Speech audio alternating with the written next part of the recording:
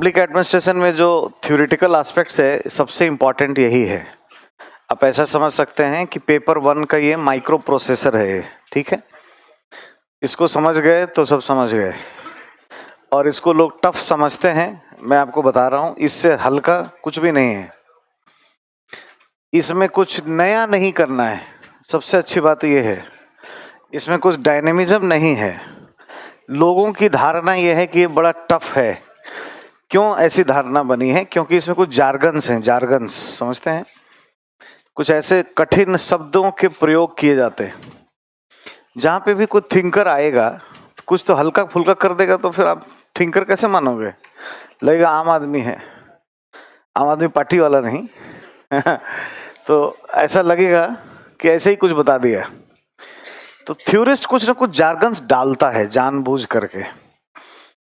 अगर हम उस थ्योरिस्ट के समझ को बना लें कि किस कॉन्टेक्स्ट में उसने कोई बात ऐसी कही है, तो हमारा काम ही खत्म हो जाता है। कुछ ऐसे ऐसे थिंकर आपको मिलेंगे जो अपने शब्दकोश बनाते हैं, मतलब अपने लेक्सिकोग्राफर खुद बनते हैं। शब्दकोश जो लिखते हैं उनको क्या कहते हैं? लेक्सिकोग्राफर। तो अपनी डिक्शनरी बनाते हैं, फिर उसी डिक्शनरी के शब्दों के द्वारा वो प्रयोग करते हैं, और वो किसी भी शब्द के लिए कोई अनकन्वेंशनल सा कोई वर्ड चुन लेते हैं, ठीक है। ये मार्कर के लिए बिल्ली शब्द यूज कर लिया जाए, मार्कर इज इक्वल टू बिल्ली मान लीजिए, और ये है चूहा। अब बिल्ली से चूहे पर लिखा जाए, अगर हम ऐसा कहें, समझने में कष्ट तो होगा ही, लेकिन ये जाना जाए कि शब्दकोश क्या है। अच्छा, तो ये मार्कर से उस पे, तो इसमें समझने लायक है क्या? तो जितना जटिल दिखता है उतना जटिल ये है नहीं, ये पहले ध्यान रखिएगा।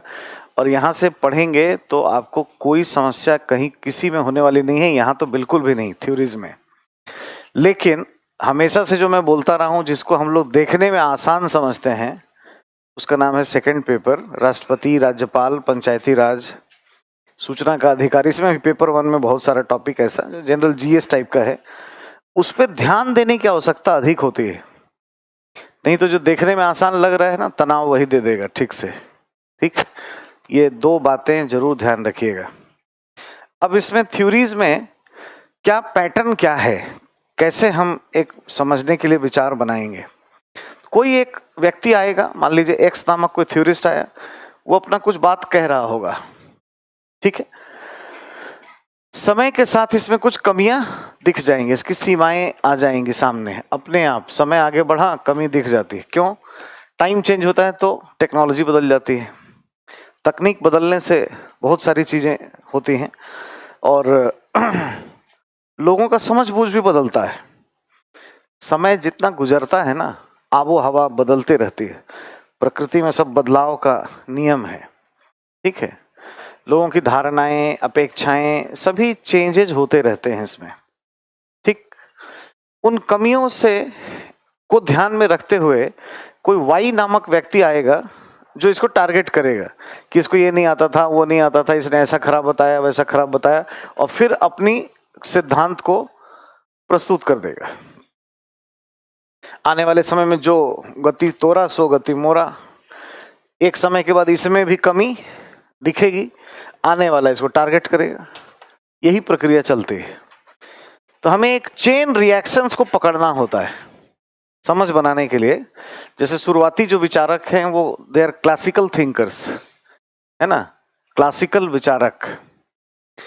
उनके बैकग्राउंड को सिर्फ समझना है हमें। एक बार हम वहां तक पहुंच गए, जो पहले के लोग थे, शुरुआती लोग, जिन्होंने कुछ विचारधाराएं प्रस्तुत की, कैसे प्रशासन करना चाहिए, कैसे संगठन चलाना चाहिए। प्रशासन जब भी करने की बात हो तो संगठन चलाने की बात होती है, organisation, how to operate an organisation. प्रशासन शब्द 2 शब्दों से बना है, एड प्लस मिनिस्ट्रेर। इसका मतलब होता है टू मूव, टू ऑपरेट, कैसे किसी संगठन को चलाएं, यही इसमें हम लोग सीखते हैं, ठीक है। तो क्लासिकल थिंकर जो 1880 से लेकर 1920-30 के बीच में हमें मिलेंगे, वो एक खास तरीके से कुछ बात कह रहे होंगे। उसके बाद ना चेन रिएक्शन अपने आप हो जाता है, उनमें कमी दिखेगी पढ़ते ही समय कि ये मानवीय घटक पे ध्यान नहीं दे रहा है, मानवीय घटक पे ध्यान नहीं दे रहा है, मतलब मानव संबंध सिद्धांत आने वाला है आगे। एक आया तो मानव मानव ही करता रह गया, तो इसको बराबरी करने वाला आएगा, आगे व्यवहारवादी आने वाला है। इस तरह का एक ग्रोथ है। और मैं क्या बताऊं, इससे इजी कुछ भी नहीं है, बिना मतलब का है। डरने की कोई ज़रूरत ही इसमें नहीं होती है। कुछ ही समय में आप इसके मास्टर हो जाएंगे और पॉकेट में लेके घूमेंगे 200-300 थिंकर को, है ना, सबके क्रिटिसिज्म भी। हाँ, अब इसमें यही है कि स्टूडेंट का कुछ तो अनुशासन है, वो कुछ याद भी करना पड़ेगा, है ना। आपको कुछ चीज़ याद भी होना चाहिए, हर थिंकर के बैकग्राउंड थोड़े से पता हो। अब इतना भी ना पता हो, जैसा कुछ पढ़ाने वाले लोग 2-3 दिन लगाते हैं। पहले कितने साल पहले से वो बच्चे आके बताते थे, सर उन्होंने थिंकर की जीवनी पे 3 दिन बताया। बहुत अच्छा किया, ठीक है। कभी सवाल आया है टेलर का जीवनी बताएं या किसी भी थिंकर का जीवनी बताएं और इतना नंबर पाएं? इतना भी नहीं जानना है, हमने कहा बैकग्राउंड जानना है। तो 2 मिनट में काम होना चाहिए। थोड़ा सा बैकग्राउंड, उसका पर्सपेक्टिव जानना है कि उसका संदर्भ क्या था। ये नहीं कि कहाँ जन्मा, कैसे शादी विवाह हुआ, डाइवोर्स हुआ था कि नहीं इसका, है ना। ये सब जान के खुश होके सिविल सेवा की परीक्षा में कोई नहीं जाता है। थोड़ा बैकग्राउंड जाने और थोड़ी तरोताजा रखें अपनी ब्रेन को। और आज जो घटना घट रही है ना संगठनों में, उसके एग्जाम्पल्स डालें। हिंदी मीडियम के बच्चे गूगल का एग्जाम्पल नहीं लिखते, एप्पल का एग्जाम्पल नहीं लिखते। हमारे जैसे लोग सामने खड़े हैं, रात दिन कहानी सुनाता हूँ मैं, है ना। इतनी केस स्टडी जहाँ से लेके एथिक्स तक, ऐसा कौन सा कॉरपोरेट हाउस है, कौन सी स्ट्रैटेजी है, कौन सा अत्याधुनिक टेक्नोलॉजी है मैनेजमेंट की, जो हम कहानी नहीं सुनाते हैं, इस्तेमाल ही नहीं करते हैं। अच्छा, इस्तेमाल कोई करता भी है तो एग्जाम नहीं दे पा रहा है मेंस, इसलिए थोड़ी समस्या है। आप देखो, पब्लिक प्राइवेट दोनों ऑर्गेनाइजेशंस के एग्जाम्पल लो, टाटा का एग्जाम्पल लिखो, रिलायंस का लिखो, ठीक है, किसी भी हैथवे इन्वेस्टमेंट का लिखो। कोई जरूरी नहीं है कि लोक प्रशासन नाम है तो इसमें जिलाधिकारी का ही उदाहरण या किसी गृह मंत्रालय का ही उदाहरण, सरकार का ही उदाहरण लिखना जरूरी है। इस भावना से पहले ऊपर उठ जाइए। आप मैनेजमेंट के में बैठे हैं, बस मैनेजमेंट सब ध्यान रखो। जो मन में आए उदाहरण लिख सकते हो, जो भी आइडिया दिया किसी थ्योरिस्ट ने कि ऐसा करना चाहिए। मान लो टेलर इंडस्ट्रियल यूनिट में काम किया था, है ना, Bethlehem steel limited, Midvale steel limited, ऐसी प्राइवेट कंपनियों में काम किया था, स्टील की कंपनियों में। अब लोहे कोयले की कंपनी में काम किया हुआ व्यक्ति कोई बात बताया है, समाज कल्याण मंत्रालय में लागू होने लायक 100% तो नहीं ही होगा। तो क्यों नहीं हम आर्सेलर लिमिटेड का एग्जाम्पल क्यों नहीं देते हैं, लक्ष्मी निवास मित्तल का आज की तारीख में, या steel authority of India limited के एग्जाम्पल में क्यों नहीं हम डाल दें। इतनी सी कलाकारी, थोड़ी मतलब दिमाग चला देना है, रखना नहीं है बस शुद्ध दिमाग जो कभी इस्तेमाल ही ना हुआ हो, ऐसा दिमाग नहीं चाहिए होता है, इस्तेमाल किया हुआ चाहिए। और ओपन माइंड से अपने आइडियाज़ को प्रस्तुत करने का क्षमता डेवलप करना है। यही 2 चीज़ है, ज़्यादा तथ्य नहीं पढ़ना है। आपको एक बुकलेट और एक्स्ट्रा दिया गया होगा जो मोटे सा है, उससे हट करके एक सिर्फ थिंकर का ही होगा। उसमें कुछ तथ्यात्मक चीज़ें भी होंगी, जैसे टेलर के एसोसिएट्स के बारे में बहुत लिखा होगा। प्रारंभिक परीक्षा या जो लोग जैसे यूजीसी का भी एग्जाम देते हैं उनको ध्यान में रखते हुए है, ठीक है, उसको नहीं मत पढ़िएगा, समझ गए। कुछ पेजेज होंगे टेलर और उनके सहयोगी, उसमें इमर्सन, गैंट, बहुत सारे लोगों के बारे में होगा, आपके लिए नहीं है। और यूजीसी स्टूडेंट्स दे देते हैं इसलिए कि कई बच्चे आते हैं उस माइंड से भी, कई बच्चे एग्जाम देते हैं। और हमारा देखो यहाँ का हिस्ट्री है, सबका जेआरएफ ही हुआ है। स्मृति जो एसडीएम बनी है, एक बार लिखी पबैट से, उसका भी जेआरएफ है। रोहतक यूनिवर्सिटी के जितने लोग आते हैं सबका जेआरएफ ही होता है एक बार में। आपका भी किसी का पबैट का बैकग्राउंड हो, क्लास कर लेते हो, यही नोट्स, यही सब चीज़, थ्योरीज में फंसने वाली थोड़ी चीज़ें होती हैं, आराम से हो जाएगा। तो उसके पॉइंट ऑफ व्यू से है। मेन थिंकर्स जो हम लोग को मेंस में पढ़ना है, जो हम यहाँ डिस्कस करेंगे, सिर्फ उतने ही चीज़ वहाँ से पढ़ना है। पहले क्लास में सुनना है, पढ़ना बाद में है, सिर्फ थ्योरीज तक। बाकी चैप्टर में पहले पढ़ के आना। तो इसमें थोड़ा जार्गन है ना, बिना मतलब को परेशान हो गए। एक बार सुन समझ लो कि अच्छा ये है ये, तो उसके बाद समझना आसान है, आपका समय बच जाएगा। तो थ्योरीज तक, दूसरे यूनिट तक ये ध्यान रखिएगा। बाकी मोटिवेशन, लीडरशिप, ये सब में इतना तनाव नहीं है। पेपर 1 में तनाव कहीं कुछ है ही नहीं, इसको छोड़ के पबैड है ही नहीं, जीएस है। ठीक है, लोक प्रशासन में अभी ही आप ऑप्शनल के क्लास करने आए हैं, समझिए।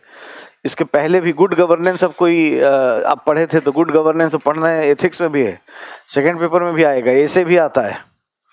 सूचना का अधिकार पढ़ोगे तो वो कोई वो थोड़ी है, सब जीएस है, जीएस का ही सब कुछ है ज्यादा।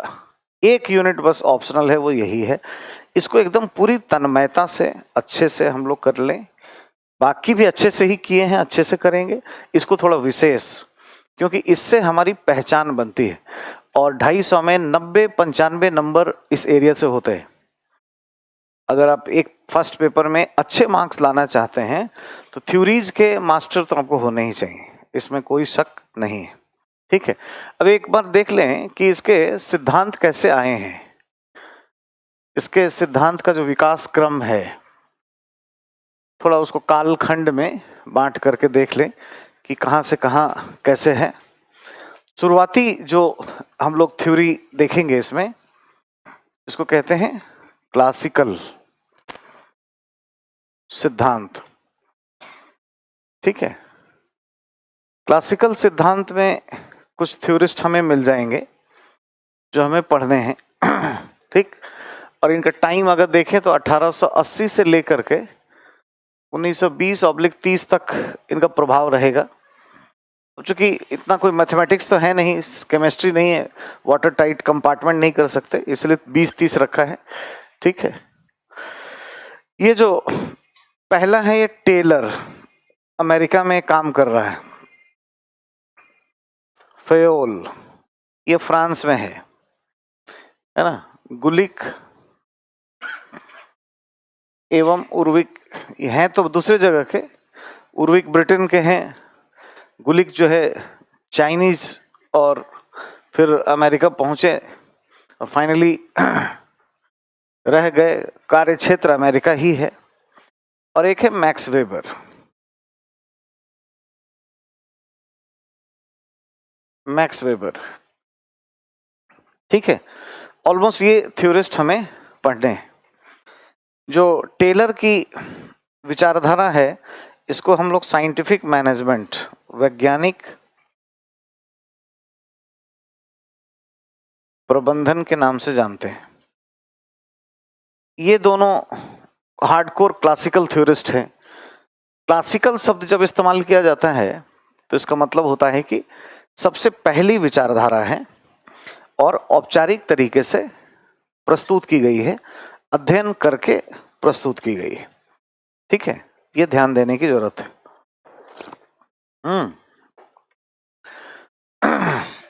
ये अमेरिका में काम कर रहा है, अमेरिकन है भी, यही काम किया है। ये फ्रांस में, ये भी इनका कार्यक्षेत्र अमेरिका है। रहने वाले लोग अलग से हैं, बात करेंगे जब पढ़ेंगे उस समय। ठीक है, एक एक थ्योरिस्ट को सारी चीजें करते चले जाएंगे और लिक्विड के जैसा पढ़ेंगे, कोई विचार नहीं बनाएंगे, कोई क्वेश्चन अभी नहीं देखेंगे।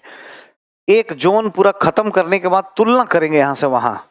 किताब अगर पढ़ते हैं तो सिर्फ टेलर और फेयोल की तुलना मिलती है।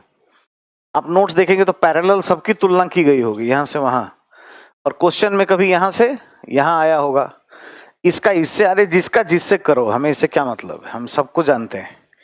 पढ़ना ऐसे है जो हर जगह फिट हो सके, समझ गए। तो कंक्लूड हम करेंगे, आप अपने माइंड से तैयार मत सोचिएगा, कोई आइडिया मत डेवलप करिएगा कि हाँ आज टेलर खत्म हो गया, नहीं, 10 दिन लगेगा। टेलर की बात आगे भी होगी, जब तक तुलनात्मक अध्ययन नहीं हो जाए, जब तक वहां से यहां ना पहुंच जाए, तब तक ये पूरा जोन खत्म होगा एक साथ, समझ गए। ऐसे पढ़ना है, वो पुराना ट्रेडिशनल मेथड एक एक करके ऐसा कुछ पढ़ने की जरूरत नहीं है। ये जर्मनी में काम कर रहा है, जर्मन है भी। ठीक है, ये एक जोन है पूरा, और जाहिर है इसमें कुछ झा, पांडे, शुक्ला, मिश्रा, मीना साहब ये नहीं है, सभी वेस्टर्न थ्योरिस्ट है, कैपिटलिस्टिक थ्योरी है, पूंजीवादी व्यवस्थाओं में जन्मा है। पश्चिमी देशों में उदय हुआ है, ठीक है। और लोक प्रशासन का उद्भव 80 के दशक में, 1880 के दशक में हुआ है, 1887 आप जानते हैं टाइम। तो उसके पीछे क्या क्या कारण थे हम लोग ऑलरेडी डिस्कस किए हैं। औद्योगिकरण उसका कारण है, इंडस्ट्रियलाइजेशन। औद्योगिकरण ने ही मैनेजमेंट के सिद्धांतों का जन्म दिया है। बहुत सारा जीवन में तकनीक बहुत बड़ा असर डालता है। आज आप जिस सदी में हैं, आपको तकनीक ने बहुत असर डाल रखा है। सबकी आंखें, सबकी नसें, सबकी ब्रेन पे जो असर है, ये 20वीं सदी पे नहीं थी, 19वीं सदी पे नहीं थी। फिर और कोई टेक्नोलॉजी आ जाएगी ऐसी, मे बी आंखें में ही मोबाइल लग जाए, क्या पता, फिर आंख ही रहेगा कि नहीं रहेगा वो अलग बात होगा। ऐसे ही करते करते कोई ऐसा दिन आएगा जब 20 साल उम्र होगा हम लोगों का, है ना, और हल्ला हो जाएगा मार्केट में, देखिए फलाना साहब ना 20 साल जी गए। ये सब हल्ला हो जाता है 100 साल 90 साल होने पे। पहले तो सभी ऐसे ही थे। और इंडिया में मेडिकल फैसिलिटी अच्छी ही हो रही है, सब कुछ अच्छा ही हो रहा है, हम लोग इतने आगे बढ़ रहे हैं, लेकिन ये हो रहा है। तो टेक्नोलॉजी जब तक नहीं थी तब तक मैनेजमेंट नहीं था। औद्योगिकरण से पहले भी तो कुछ होता होगा ना। तो घरेलू प्रणाली थी, घर में ही कुछ होता था। जैसे कॉटन तोड़े पेड़ से, कॉटन वाले पेड़ से बुद्धि ईश्वर ने दिया, तो हाथ उठ से कुछ करके उसको धागा बनाए, और फिर चरखा वरखा या हैंडलूम पे हाथ से कुछ कपड़े उपड़े, झीनी झीनी रे चदरिया बना के पहनते होंगे जैसे तैसे। फिर थोड़ा सा पावर लूम आ गया, बिजली आ गई, बिजली का उत्पादन हुआ, आविष्कार हुआ, सॉरी। उसके बाद मोटर, पहिए, ये सब आने लगे, तो वही हैंडलूम पावर लूम में तब्दील हो गया। तो कॉटन इंडस्ट्री हमारी सबसे प्राचीन कालीन इंडस्ट्री है। ओसाका, है ना, मैनचेस्टर, ये सब जो जगह है, या 1850 के समय में जो पूंजीवाद बढ़ा, उद्योग बढ़ गया ब्रिटेन में, यूरोप में, वो सब किस लिए था? कॉटन इंडस्ट्री को लेकर के था, ठीक है। जमशेद जी नसरवान जी टाटा भी बिजनेस करने चले तो सबसे पहले क्या बिजनेस किए? कपड़े का, है ना। धीरू भाई अंबानी भी विमल शूटिंग, ठीक है। तो लोग इस तरीके से शुरू करते हैं।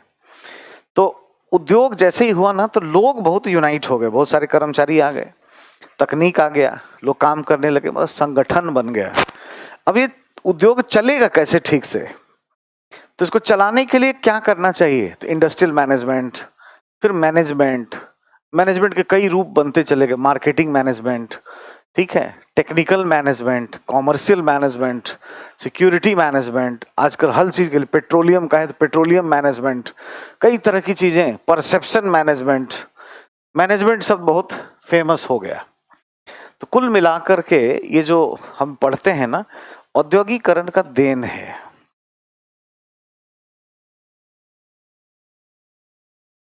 ठीक है। और 1850 ऑनवर्ड्स जो है, जिस तरह की दुनिया हुई उसका ये असर है।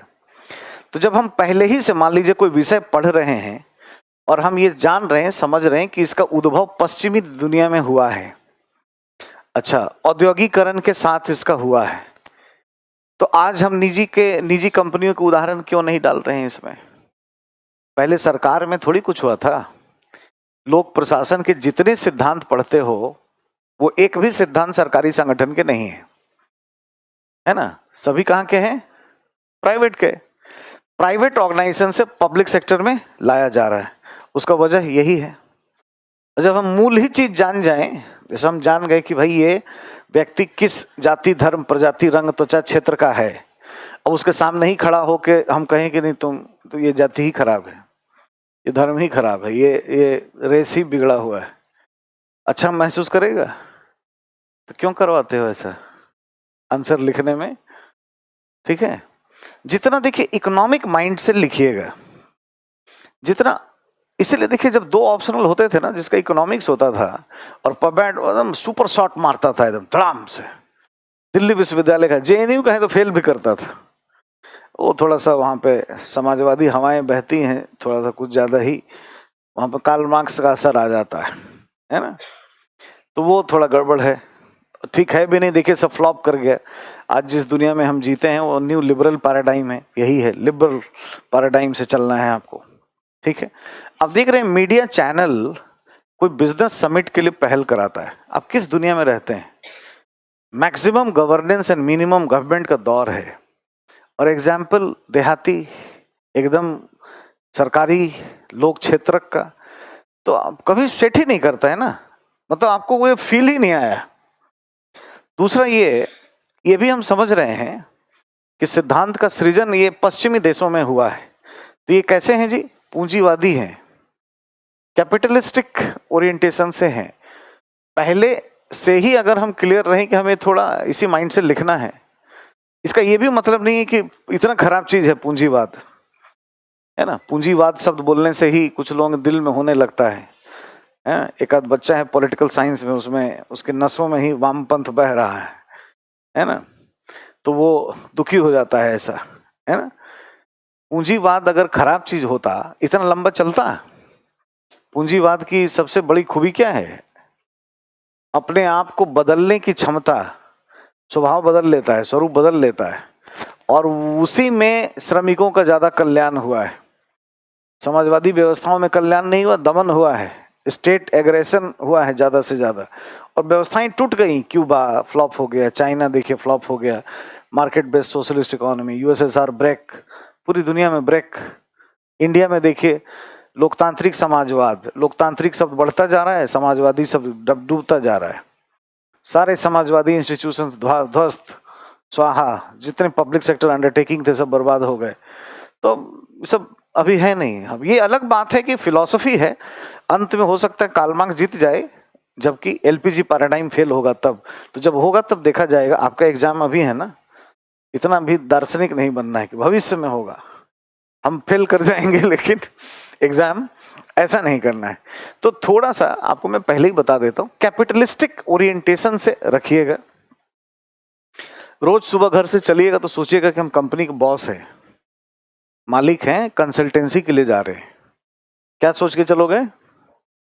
निरीह विद्यार्थी, मुझे लोक प्रशासन पढ़ना है, ये सोच के चलोगे, जिंदगी में कभी समझ नहीं आएगा। समझ गए? अभी कुछ दिन जिंदगी ऐसे ही जीना है जब तक कि सेकंड यूनिट चल रहा है। एकदम बॉस बन के आना है। अपने आप को कैसे समझना कि मेरी कंपनी है, ये इसका नाम है टाटा एंड सन्स, और ये रतन टाटा नहीं है, यहाँ पे अपना नाम लिख लो। और मुझे अपनी कंपनी चलानी है, मैं कैसे चलाऊंगा, मुझे क्या करना है, सिर्फ यही सीखना है। इसी माइंड से बस आइएगा। तथ्य लिखा है बहुत सारा, तथ्य का चिंता यहाँ बैठ के नहीं करना है, समझ का चिंता करना है। ऑर्गेनाइजेशन की मूल बातें क्या है? अच्छा, कुछ खास जार्गन है उस थ्योरिस्ट के साथ, उसमें भी दिमाग नहीं लगाना है कि ये क्यों है। अब रिक्स ने एडमिनिस्ट्रेशन का नाम रख दिया साला, इंडिया में इसका मतलब कुछ और है, बाहर लोग कुछ कुछ और सोचेंगे, गाली गलौज भी चल रहा है। अरे भाई क्यों रखा? स्वीडिश टर्म है, इसका मतलब होता है एडमिनिस्ट्रेशन। खत्म, यहीं पे बात खत्म। ये समझ गए, यहीं पे छोड़ दिया, इसमें फंसना नहीं है, ठीक है। रिक्स ने किसी को एरिना फैक्टर कहा, तो क्यों कहा ऐसा जी, क्या सोचा होगा, इसमें टाइम नहीं वेस्ट किया जाता है। प्रोफेशनली पढ़ना है, प्रोफेशनली। मैं बोल इसलिए रहा हूं कि बच्चे यही सब नहीं करते हैं ना, उनका सिर्फ वक्त जाता है, बिना मतलब का उलझे रहते हैं, ना कॉन्सेप्चुअल क्लैरिटी होती है, लिखते हैं ढाक के 3 पात, तथ्य लिख के ले आते हैं, आलतू फालतू चीज लिख के ले आते हैं, अप्रोच रहता ही नहीं है, भारतीय अंदाज का हो जाता है वो, वैसा सब है नहीं। तो सब्जेक्टिव सूट नहीं करेगा ना, फिर मत लो इसको। अगर इतना ही सब चीज है तो ये मजा ही नहीं आएगा आपको, होगा ही नहीं। तो वेस्टर्न थ्योरी लिखना है, वेस्टर्न मॉडल लिखना है, वेस्टर्न माइंडसेट बनाना है, वेस्टर्न एटीट्यूड से काम करना है। सब्जेक्ट का जन्म अमेरिका में हुआ है, तो रूस में, रूस के दिमाग से इसको समझा नहीं जा सकता है। समझ गए? कुछ समझ में आ रहा है? तीसरी चीज जो हमें ध्यान रखनी है कि कोई भी थ्योरिस्ट के संदर्भ में भावुकता नहीं लानी है ना, कि एकदम हमें बहुत पसंद आ गया। बस पसंद बनाना होता है इंटरव्यू के लिए। कोई एक चुन लीजिएगा, अभी आपको बहुत सारा पढ़ना है, उसमें से कोई एक अच्छा लगे तो ले लीजिएगा, ठीक है। मैक्स वेबर ने ब्यूरोक्रेसी के बारे में बताया है बहुत कुछ, अच्छा लगे तो ले लीजिएगा। इसके सिद्धांत को हम लोग नौकरशाही के बारे में, चूंकि आप जाने वाले हैं प्रशासन में, इसकी कमियां खूबियां ऐसा हो सकता है ना। लेकिन इंटरव्यू के लिए मैं सजेस्ट करूंगा कि आप किसी हम्बल सेक्टर से उठाइए, महिला को उठा लीजिए, थोड़ा फेमिनिस्ट अप्रोच भी हो जाता है तो मैसेज ठीक दे पाते हैं आप। मेरी पार्कर फॉलेट ले लीजिएगा, जितनी महिलाएं हैं वो मैक्स वेबर को ले, वो ज़्यादा अच्छा है। या किसी को भी ले सकते हैं, लेकिन हम्बल सेक्टर का मतलब इसके बाद वाला जो आगे आ रहा है ना, मानववादी, व्यवहारवादी, उसको लीजिएगा तो अच्छा होगा। ये थोड़े गड़बड़ लोग हैं, इनको आलोचना बहुत सहनी पड़ी है। शुरुआती लोग हैं, इन्होंने कुछ गलती करी, गलती अनजाने में हुई और वो होनी ही होनी थी। आज आप भी अगर कोई कंपनी खोलने जाएंगे तो वही काम करेंगे जो इन लोगों ने किया। इन लोगों ने जो अध्ययन किया वही आप कंपनी खोलते समय करेंगे। क्या किया इन लोगों ने? इन सब के विचारों में जो हम क्लासिकल थ्योरिस्ट के लिए पढ़ते हैं, कुछ कॉमन बातें मिलती हैं यहाँ पर है ना। ये संगठन के संरचना, प्रक्रिया और तकनीक पर बल दे रहे होते हैं। ठीक है, संरचना, प्रक्रिया और तकनीक। मानव पर बल नहीं देते, ये कर्मचारी पर बल नहीं देते। इसमें, इस पूरे क्लासिकल थ्योरिस्ट में है ना, मानवीय पक्ष गौण है। 100% नहीं है गौण, मतलब ओवरऑल आप देखेंगे जो अंडरस्टैंडिंग है, कोई कुछ बोला भी है वो अपवादजनक स्थिति, उसका लक्ष्य वो नहीं था, निकल गया। टेलर भी मानववादी था, ऐसा सवाल आएगा, लेकिन गौण है ये पक्ष। अब सवाल उठता है कि हुआ क्यों ऐसा। ठीक है, पहले तो समझ लें। जैसे मान लीजिए यहाँ पे देखते हैं, संगठन में ये कोई ऑर्गेनाइजेशन है मान लीजिए, तो कुछ स्ट्रक्चर होता है, संरचना इसकी होती है। संरचना का मतलब क्या है? जो आज के बाद संरचना शब्द से आपको समझ क्या आना चाहिए, ये बहुत जरूरी है। संरचना का मतलब ये नहीं कि कितने मंजिला बिल्डिंग है। अब वही इतिहास भूगोल के अंदाज आम व्यक्ति ना होकर प्रबंधन वाले, आप अपने आप को ना, अपने पूरे शरीर को संगठन बना लीजिए, संगठन में रहिए। Organisational structure. अब जैसे क्या होगा, जैसे मान लीजिए ये एक संगठन है, सचिव, इसके नीचे क्या होता है? तो संयुक्त सचिव, उसके नीचे उप सचिव, अवर सचिव, असिस्टेंट सेक्रेटरी, इसी तरीके से डीजीपी है ना, फिर आईजी, फिर डीआईजी, ये स्ट्रक्चर है। मतलब इसको कहते हैं, तकनीकी शब्द में बोल नहीं रहा हूं, चेन ऑफ कमांड कहते हैं। अभी आप इसका मास्टर होंगे आगे। स्तरों की संख्या जहां से आदेश और निर्देशन दिया जाए। संरचना जब भी बोला जाए ना, मतलब पद सोपान, हायरार्की, कौन सबसे ऊपर है, उसके नीचे कौन है, उसके नीचे कौन है।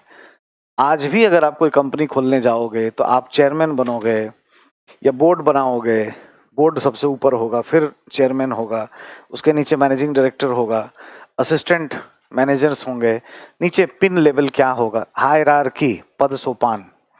तो किसी संगठन में ये होता है। ठीक है, तो संरचना होती है। ठीक है, ये बात है। अगर संगठन को देखें तो इसमें कुछ प्रक्रियाएं भी होती हैं, प्रोसीजर्स। कुछ तो प्रोसीजर्स है, प्रक्रिया, ये हर संगठन में होता है, किसी भी पब्लिक प्राइवेट किसी संगठन। कुछ ना कुछ टेक्नोलॉजी, तकनीक है, यहाँ भी कुछ टेक्नोलॉजी इस्तेमाल की गई है, हर संगठन में होता है। इसमें कुछ कर्मचारी भी होते हैं, और कर्मचारी चूंकि मानव है तो मानव से संबंधित बहुत सारी बातें हो जाती हैं। मानव है तो उसकी भावना है, उसकी इच्छा है, उसकी अभिवृत्ति है, अवबोधन है, इंट्यूशन है, बहुत सारी चीजें हैं। यानी एक संगठन में ना बहुत कुछ होता है। लेकिन इन लोगों ने क्या किया, ये क्लासिकल थ्योरिस्ट जो हैं, इन लोगों ने एक पक्षीय थोड़ा काम कर दिया और इसी जोन पे ध्यान दिया, इसी जोन पे, है ना, इसी एरिया में काम किया है। संरचना, प्रक्रिया और तकनीक। और ये जो किया, ये इनकी कोई गलती नहीं है। ये तो हम आज से, जब भी कोई घटना घट जाती है तो ट्रम्प कार्ड निकालना आसान होता है। ये कहा भी जाता है कि ट्रम्प कार्ड घटना घटने के बाद ही निकलता ही है। जैसे आपको किसी को आलोचना करनी हो और वो उसका काम हो गया, कोई खिलाड़ी है, एक बार खेल खेल चुका तो आप खूब बोल सकते हैं इतना नालायक है, ऐसा है वैसा है। पहले नहीं बोल सकते आप। अच्छा परफॉर्म किया था, एक बार खराब कर दिया तो आपने बहुत कुछ सुना दिया। कल को अच्छा कर देगा फिर आप बदल जाएंगे, हाँ इसीलिए अच्छा किया कि फिर आप ट्रम्प कार्ड दूसरी तरह का निकालेंगे। ठीक है, तुरूप का पत्ता जिसमें हमारा पक्ष मजबूत हो उसको कहा जाता है। ठीक है, तो ये कब होगा? घटना घटने के बाद। तो ये एक स्वाभाविक प्रक्रिया होती है। ये कोई ऐसा नहीं कि इन्होंने गलती किया है। बताता हूं क्यों। आज आपको एक कंपनी खोलनी हो, मान लीजिए आपसे आज कोई टेलीकॉम की कंपनी स्टार्ट करने को हम कहें, आप खुद ही सोचें तो क्या करोगे बोलो। या इंश्योरेंस की कोई कंपनी खोलनी हो, कोई भी कोई बिजनेस करना हो, आप क्या करोगे? क्या आप सबसे पहले ये सोचोगे कि हमारी कंपनी में जो कर्मचारी होगा ना उसका बीमा का हड्डी करवाएंगे, बीमा करवाएंगे हड्डियों का। जो कर्मचारी होंगे उनको महीने में कल्चरल प्रोग्राम्स के लिए छुट्टी देंगे, खूब ध्यान रखेंगे उनका। ठीक है, खराब नहीं है सोचना एचआर के बारे में। एच होगा तब ना आर, पहले ह्यूमन होगा तब ना रिसोर्सेस, पहले तेल होगा तब ना दिया जलेगा। बात समझिए मैं क्या कहना चाह रहा हूं। कर्मचारियों को ये मिलेगा, कर्मचारियों को वो मिलेगा, पहले इसी पे प्लान करोगे और किसी कंसल्टेंसी में जाओगे कि सर हमें एक बनाना है, बताइए ये हमने ये सोचा है, अच्छा है ना? आपको देखता रह जाएगा है? अरे पहले देखो जमीन कहाँ है, लैंड एक्विजिशन कहाँ पे है, पैसा है कि नहीं, कैपिटल स्ट्रक्चर बनाओ पहले, पैसा कहाँ से आएगा? वेंचर कैपिटल, पूंजी, रिसोर्सेज, कितना टेबल कुर्सी चाहिए, संरचना बनाओ पहले। कंपनी है, फर्म है, प्रोप्राइटरशिप है कि कबीला है, सोच लो पहले किस लेवल तक जाओगे।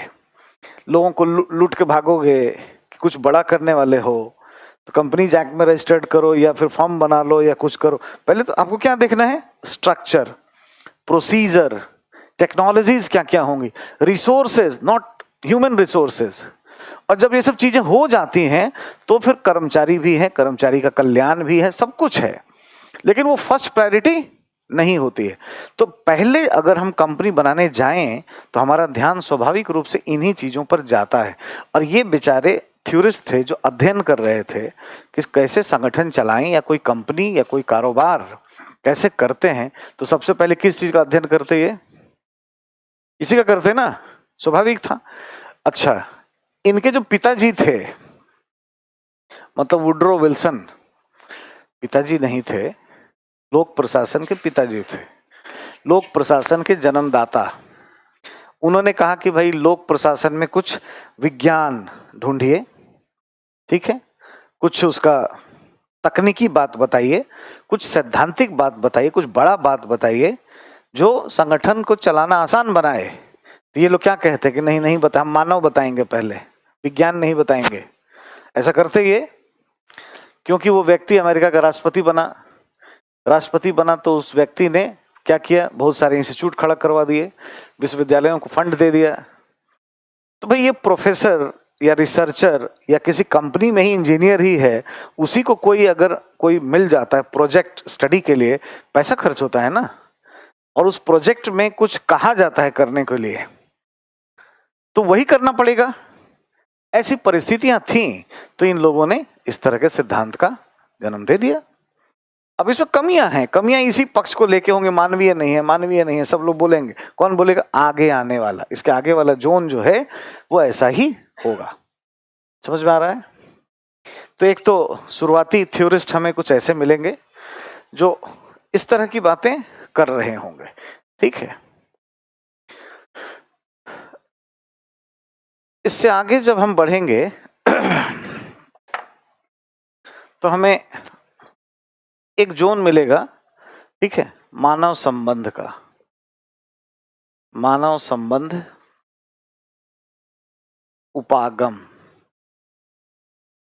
ये ध्यान रहे कि ये अपने आप में बड़ा क्षेत्र है, जैसे नौकरशाही, इसमें बहुत सारे मैक्स वेबर के आलोचक हैं। मैक्स वेबर और उनके आलोचक, इसमें कार्ल मार्क्स से लेकर बहुत सारे, ढेर सारे पढ़ेंगे। ये अच्छा खासा वक्त लगने वाला है, तो एक दिन का मामला नहीं है। पहला 3 यूनिट बहुत बड़ा बड़ा यूनिट है, बाकी सब ऐसे ही है, कुछ कुछ का एक ही दिन में सब हो जाता है। ठीक है।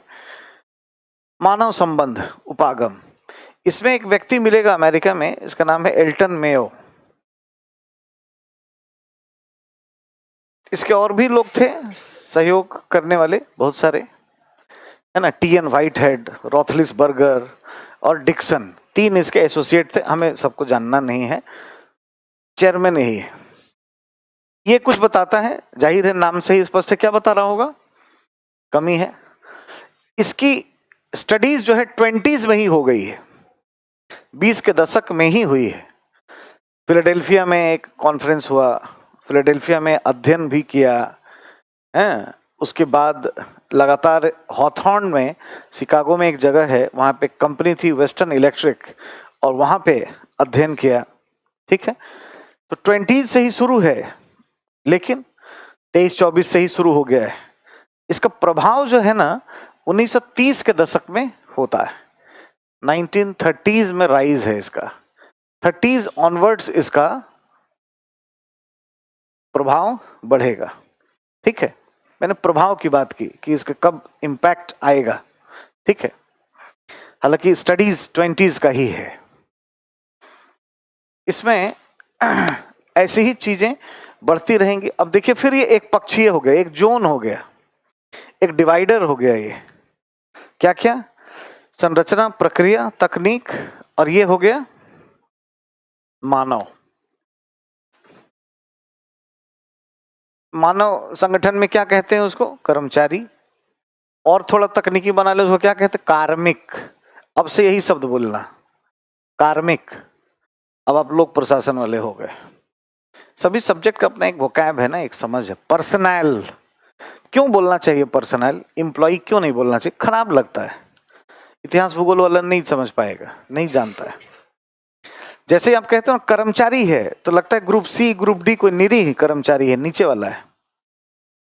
और जैसे ही कहते हो पर्सनल, तो from secretary to the government of India to PN तक, सभी को पर्सनल ही कहते हैं, कार्मिक ही कहते हैं। तो बड़ा छोटा ऊंचा नीचा क्लास कंससनेस नहीं आता है, इसीलिए कार्मिक या personal is a real term.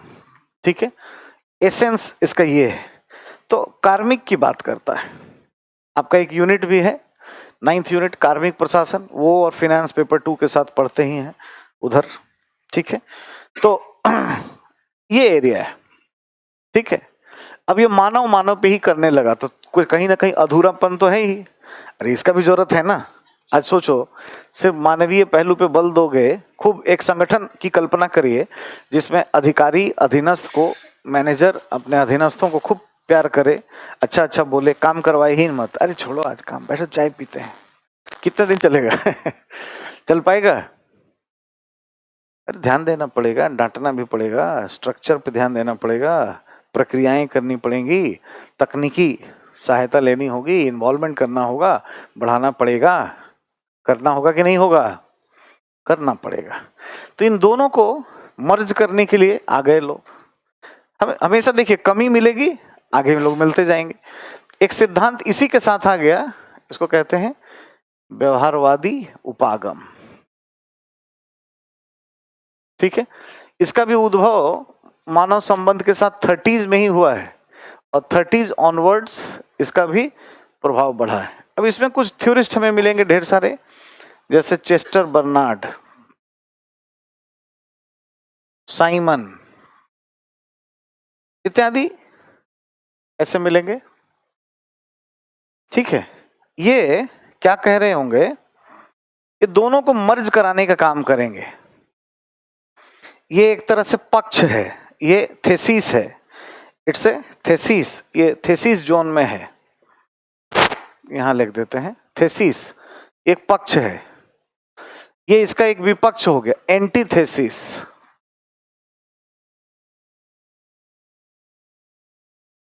और ये दोनों को मिलाएगा, क्या करेगा ये? सिंथेसिस। वाद प्रतिवाद और समवाद, ये दोनों को मिलाएगा। यानी भौतिक पक्ष जैसे ही हमने कहा वो क्या आ गया? संरचना, प्रक्रिया, तकनीक। और मानवीय पक्ष, इन दोनों को मिलाने वाला होगा संगठन के लिए, और बहुत सारी बातें इनकी अपनी होंगी। इसी के साथ जीव विज्ञान से एक कॉन्सेप्ट हायर कर लिया पब्लिक एडमिनिस्ट्रेशन ने, क्योंकि इसका अपना कुछ है नहीं, और लोक प्रशासन सभी दूसरे विषयों से ही बहुत सारे विषय वस्तुओं को लिया हुआ है। और इसने व्यवस्था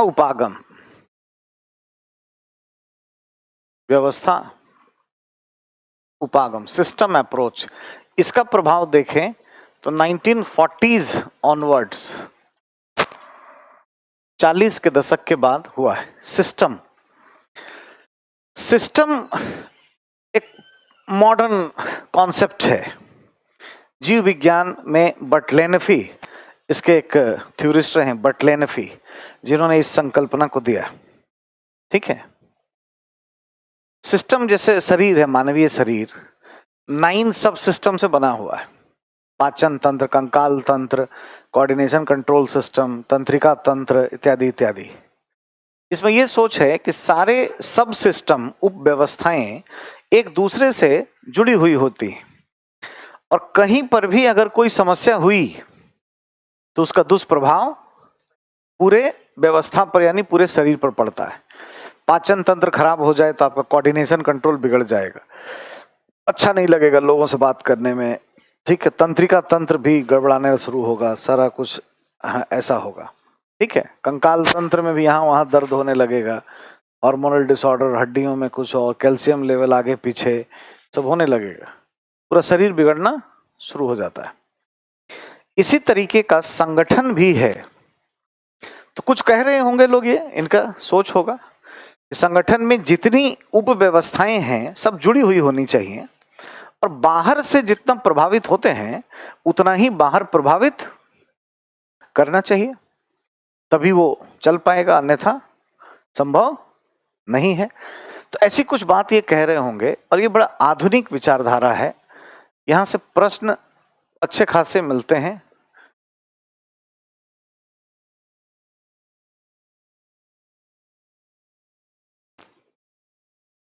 ठीक है, इसमें कुछ थ्योरिस्ट हैं, देखेंगे हम लोग। ये जितने व्यवहारवादी वाले थ्योरिस्ट हैं, ये सभी, इन सबको हम यहां शिफ्ट कर लेते हैं। चेस्टर बर्नार्ड, साइमन, ये सिस्टम के भी हैं। अब ये बड़ा आपको अजीब सा लग रहा होगा कि इसमें भी है उसमें भी है, ये क्या मतलब हुआ? ये जो मैं लिख रहा हूं, ये क्या है? आइडियोलॉजी है, विचारधारा।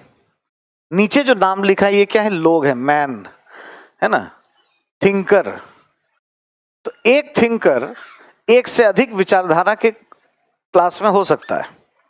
ठीक है, अब जैसे आप उदाहरण से समझिए, मान लीजिए कार्ल मार्क्स ने मार्क्सवादी विचारधारा दिया, तो मार्क्सवाद एक विचारधारा बन गया। उसमें तो हम लोग मानते ही हैं, नाम ही से स्पष्ट है कि चलो जी ये, लेकिन उसका असर कई जगह है। अब मान लीजिए महिला पुरुष का भेद, परिवार की व्याख्या, परिवार में महिलाएं खटती रहती हैं, ज्यादातर मेल डोमिनेशन है पूरी दुनिया में ही, और आर्थिक चीजों पर नियंत्रण पुरुष का है। पैसे का डिसीजन पुरुष लेता है, घर में काम करती है महिला। महिला के नाम पे जमीन खरीदता बेचता पुरुष है। यानी पूंजीपति कौन है घर में? पुरुष। बुर्जुआ कौन है? तो पुरुष। प्रोलेटेरियत कौन है? सर्वहारा कौन है? तो महिला। तो कार्ल मार्क्स तो परिवार में भी है। तो नारीवाद में भी मार्क्सवाद छुपा हुआ है। तो क्या है? मार्क्सवादी नारीवाद हो गए, है ना, मार्क्सिस्ट फेमिनिज्म। तो एक थ्योरिस्ट को हम कई क्लास में रख सकते हैं। अब जैसे चेस्टर बर्नार्ड ने कुछ ऐसी बात बताई जो इन दोनों को मिलाने वाली है, तो हम यहां रखें। कुछ ऐसी बात बता रहे होंगे जो सिस्टम से मैच कर रहा है, तो हम उनको वहां भी रख सकते हैं, इसलिए इसका चिंता नहीं करना है। जो चिंता उत्पन्न होता है पहले ही से मैं जड़ से साफ कर दे रहा हूं, तो इसलिए बिल्कुल नेचुरल वे में रहने से एक ही बार में सब आ जाएगा, कम ही ज्ञान रहने में नंबर ज्यादा आ जाएगा, तथ्य का ज्ञान, ये जरूरी ध्यान देना है। इसके बाद एक पोस्ट मॉडर्न अत्याधुनिक, आधुनिक से भी आगे विचारधारा है, यहां से इसको ऐसे टर्न कर लेते हैं, इसको कहते हैं आकस्मिकता उपागम।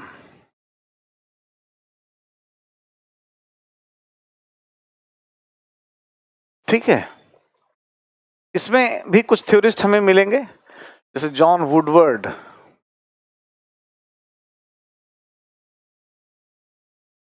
अभी तक नाम वाम लेकर के सवाल नहीं पूछा जा रहा है, और भी फिडलर, जॉन वुडवर्ड, ढेर सारे इसमें मिलेंगे, एटसेट्रा कर दीजिए। इनका जो टाइम है ये 50s ऑनवर्ड्स है।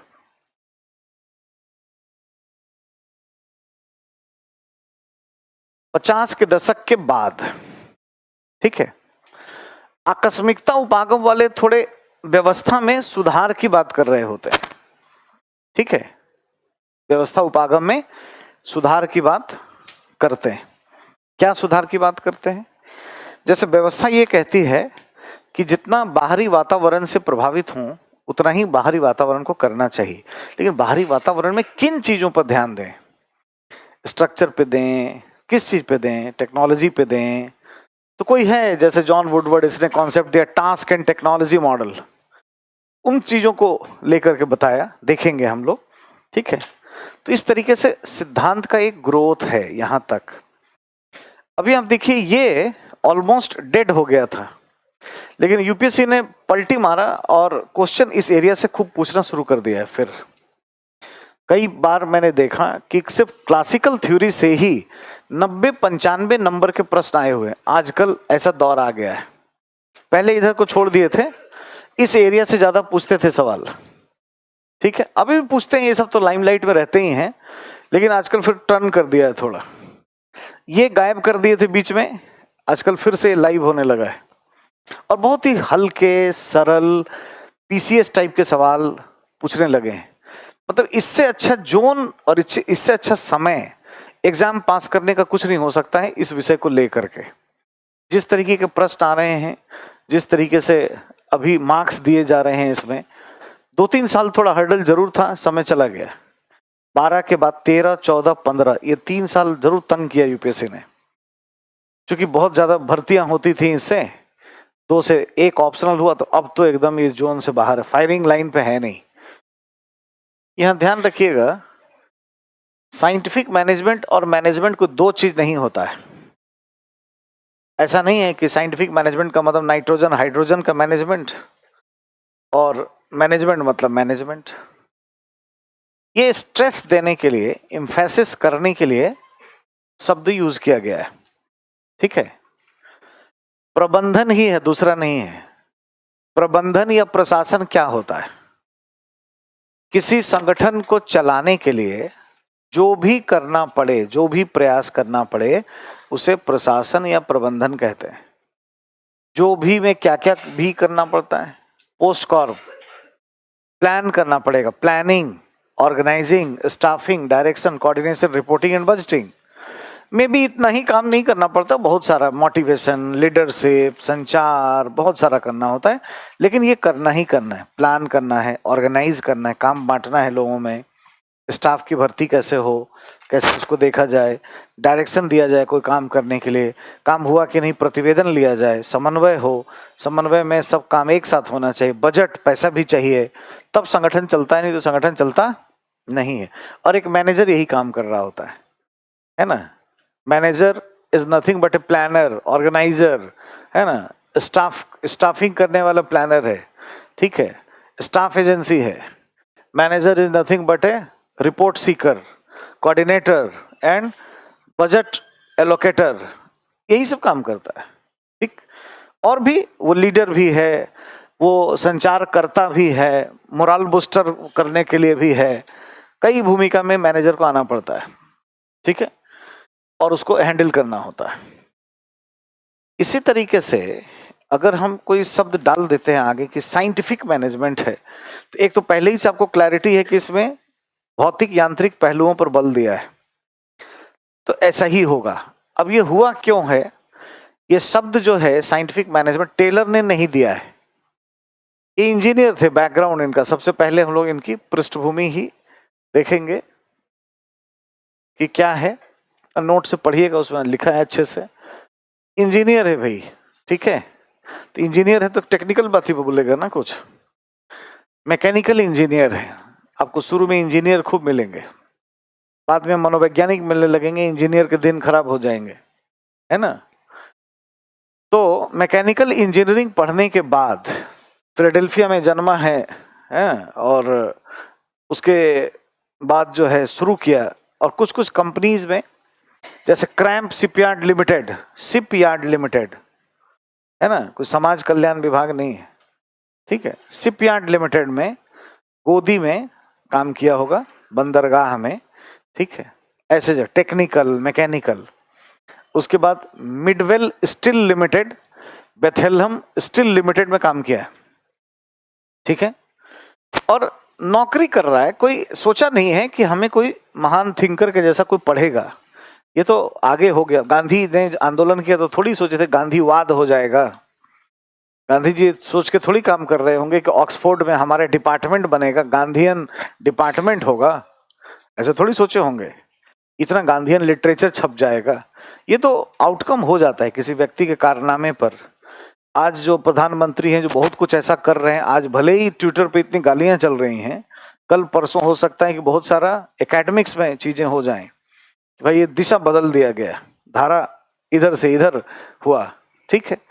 राजीव गांधी जब थे उस समय बच्चे हैं, तो युवा हैं, इनको मेच्योरिटी नहीं, कितना बोला जाता था, ऐसा प्रधानमंत्री नहीं मिला जो यू टर्न दिया देश को, इतना सुधार किया, इतना चेंजेस लाया, है ना। तो अपने आप में ये सब चीजें होती हैं।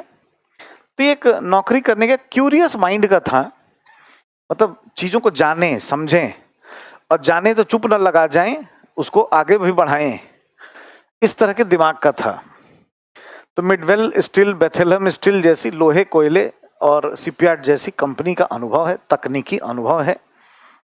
इसमें नीचे से लोहा पीटने के से लेकर के, इंजीनियर बनोगे तो कई बार वर्कशॉप में काम भी करना पड़ता है, तो लोहा पीटने से लेकर चीफ इंजीनियर तक का पद देखा, मतलब बिल्कुल तकनीकी से लेकर के प्रशासनिक पद तक आया गया, ठीक है।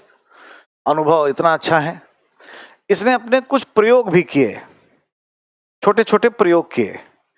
अब लोहे कोयले वाले में प्रयोग क्या रहे होंगे हम लोग देखेंगे पढ़ते समय।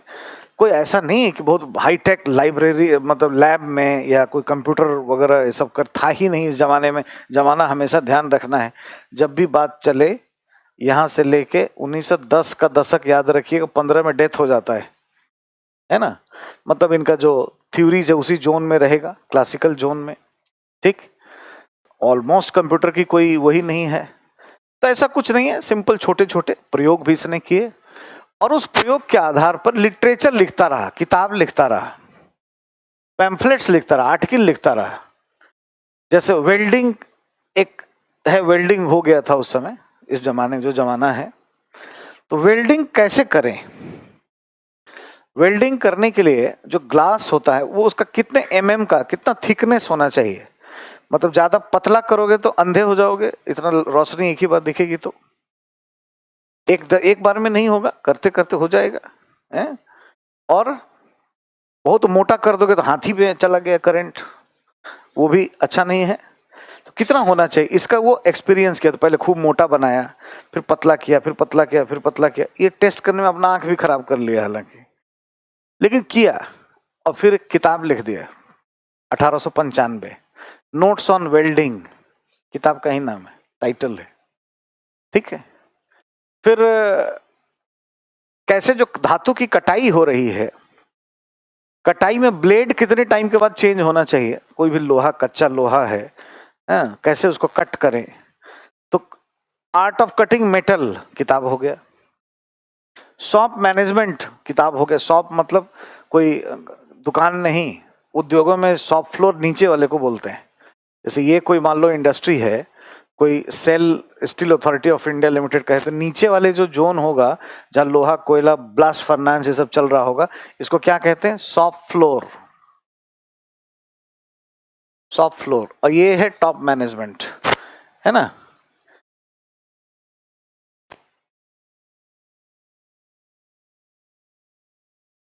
और ये जो बीच वाला जोन है ये क्या है? ये सुपरवाइजर होते हैं, सुपरवाइजरी लेवल है, मिडिल मैनेजमेंट, ऐसा जोन बना होता है। टेलर को इतना समझ नहीं था कि ये भी होगा, और भी बहुत सारे होते हैं, से नीचे वाले पे ही ज्यादा ध्यान दिया इसने। शुरुआती है तो सॉफ्ट मैनेजमेंट, नीचे कैसे मैनेजमेंट हो, ठीक है।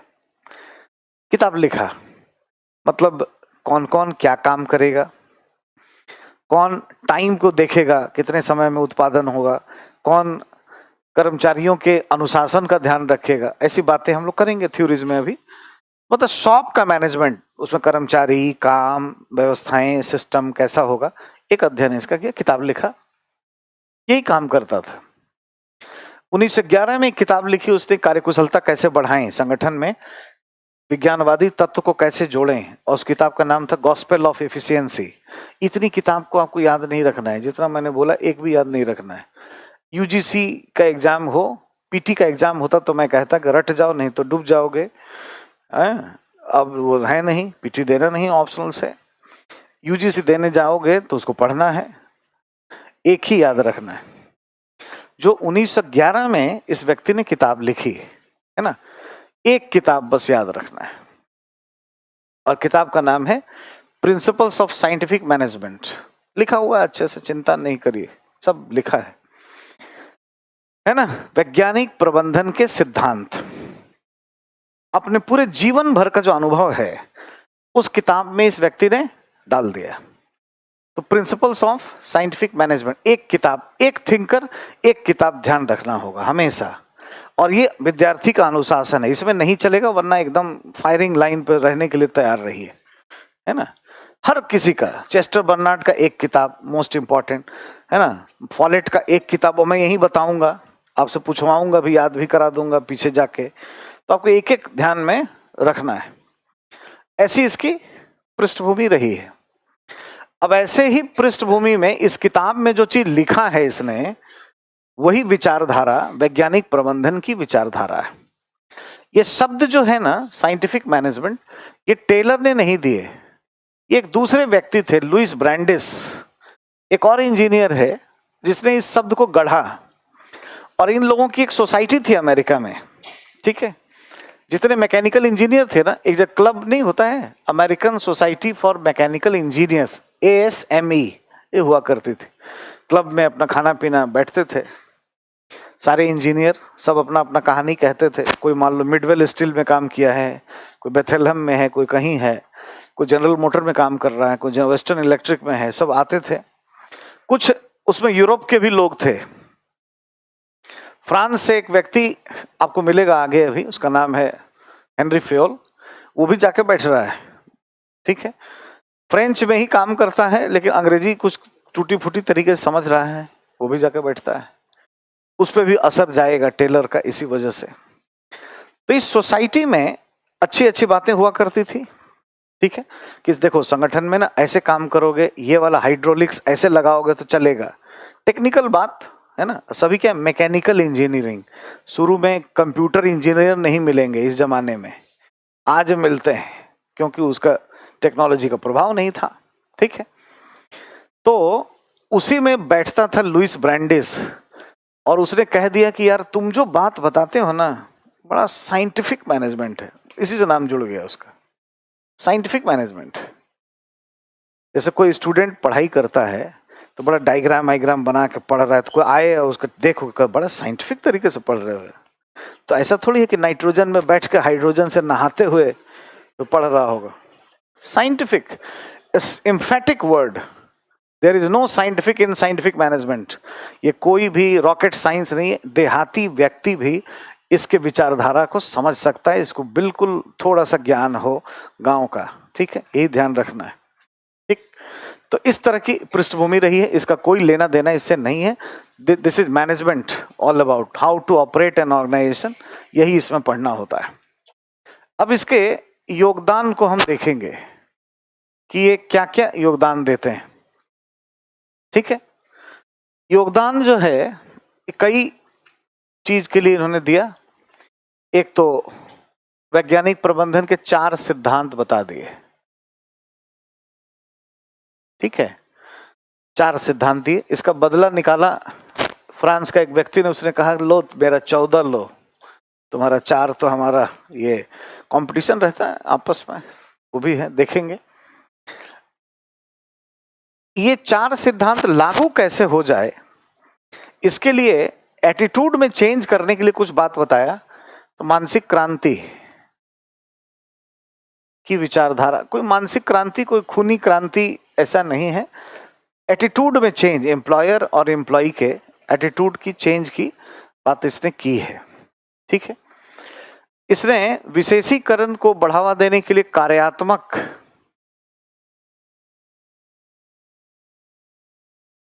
फोरमेनशिप की विचारधारा को भी व्यक्त किया। Functional foremanship for what? Specialisation.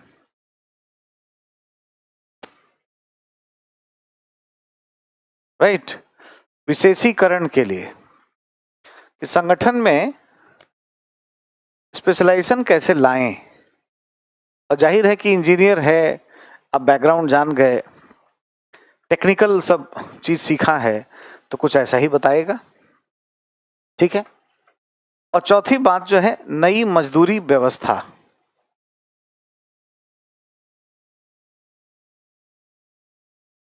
Technically उसको अलग नाम से जानते हैं, पढ़ेंगे अभी, देखेंगे, है ना। Differential piece wage rate system के नाम से जानते हैं उसको। क्या कहते हैं? विभेदीकृत मजदूरी दर प्रणाली। उसमें क्या विभेदीकरण है, क्या है, मतलब कुछ नया बताया है जो उस जमाने में नहीं था। हमेशा जमाना में घुसे रहना है। जमाना क्या है?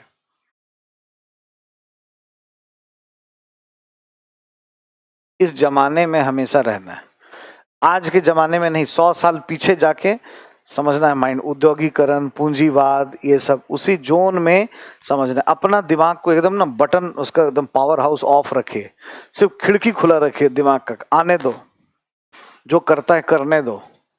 साइंटिफिक मैनेजमेंट है कि अनसाइंटिफिक है, बाद में आलोचना होगी, है ना। पहले ये जरूरी है। इतने हमें योगदान देखने हैं। अब इनकी आलोचनाएं भी हैं, क्रिटिसिज्म भी है। आलोचनाएं रुक के देखेंगे, पहले सबके योगदान ही हम लोग देख रहे होंगे, फिर उस योगदान के क्रम में कुछ बातें होंगी आलोचना की हल्की फुल्की, तो देख लेंगे। और हम एक कंक्लूजन, एक समझ बनाएंगे, अंडरस्टैंडिंग बनाएंगे कि इनके विचार को लेकर के चलें तो हमारी समझ में क्या आ रहा है, समझ, अंडरस्टैंडिंग क्या है। ये भौतिक यांत्रिक कारक पर बल देता है या मानवीय पहलुओं पर बल देता है, या दोनों पर ही थोड़ा सा दिया है। ठीक है, ताकि हम आगे के पक्ष को, मतलब आलोचनात्मक पहलू को समझ पाएं, इनकी आलोचना को जान पाएं, और आलोचना के बाद इसकी तुलना अन्य विचारक से भी करनी पड़ेगी। तुलना के बाद इसकी प्रासंगिकता, आज के संदर्भ में प्रासंगिकता या महत्व हमें आज के संदर्भ में देखना होगा। अब आज मान लो इंडस्ट्रियलाइजेशन 4.0 की बात हो रही है, तो क्या औद्योगिकरण 4.0 या आज जो हम 4.0 रिफॉर्म की बात करते हैं, ये जैसे इसमें कोई चीज है क्या जो इससे मैच कर सकता है? ठीक है, या मान लीजिए कोई नई हमने इंडस्ट्रीज को, फैक्ट्रीज को बेहतर करने के लिए कुछ अगर किया, वो कहीं पे मर्ज करता है क्या? प्रश्न आकर्षित कर लेता है ये सब। अच्छा, प्रश्न आकर्षित नहीं भी किया, सिंपल प्रश्न भी आया है, उसमें अगर हम इन चीजों को डालते हैं, इसको बताते हैं, तो हमारा प्रभाव बहुत अच्छा बनता है। क्योंकि परीक्षा ये सिविल सेवा का है, परीक्षा ये ये सब जो है ना, सभी विश्वविद्यालयों में पढ़ते हैं। ये तो कुछ नहीं है इसमें। सिद्धांत, 4 सिद्धांत, कोई नाइट्रोजन हाइड्रोजन का नहीं है, ऐसे ही बबुआ वाला सिद्धांत है। ऐसे ही सिंपल बातें हैं, 4 बात है। वो बात क्यों हुई है उसकी एक अपनी कथा है। उस कथा को कल सुनेंगे और हम समझ जाएंगे एक ही बार में। किसी को दोबारा से पढ़ने की जरूरत ही नहीं पड़ेगी, स्टोरी जैसा माइंड में चलता रहेगा। ठीक है, जैसा फिल्म देखते हैं ऐसे ही। लेकिन ये सब जरूरी है करना। ये अगर हम इसको पिनअप करते हैं, अपने आंसर्स में यूज करते हैं, तो बहुत अच्छे से होगा।